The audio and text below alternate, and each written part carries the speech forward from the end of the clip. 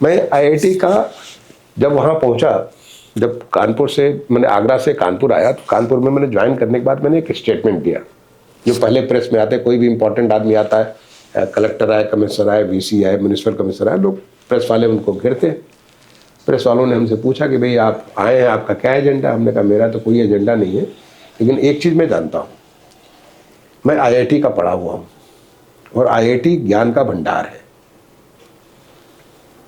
और हम जो है वाइस चेयरमैन केडीए है, तो केडीए जो है जमीन का भंडार है, सारा यहाँ की जमीन केडीए की है। तो मेरे पास लैंड है, उनके पास ज्ञान है, हम दोनों का संगम कराएंगे।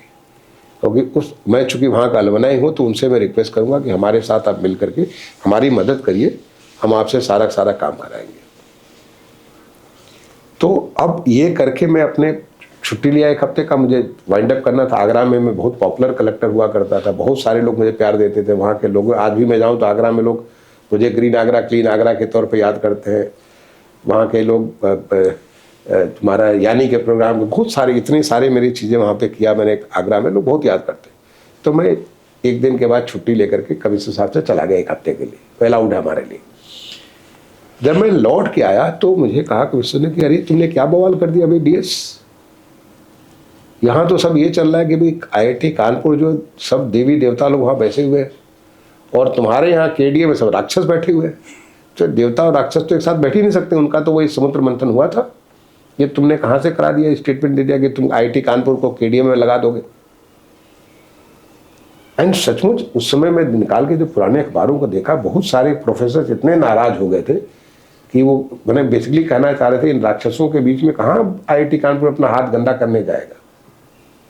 मुझे बड़ा बुरा फील हुआ कि मतलब ये तो बात अच्छी बात नहीं है।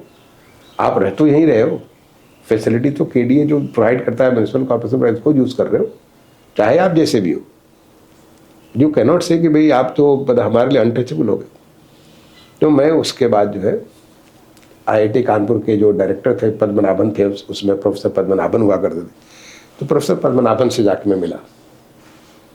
उनसे मिलके मैंने कहा कि सर ऐसा ऐसा मैंने स्टेटमेंट दिया था, और मेरे कहने का केवल इतना ही मतलब था कि मैं आपका अल्मा माटा हूँ, आप हमारे यहीं से मैं पैदा हुआ हूँ, आईआईटी कानपुर ने मुझे इतना पढ़ाया, तो आपके ज्ञान का फ़ायदा मैं लेना चाहता हूँ,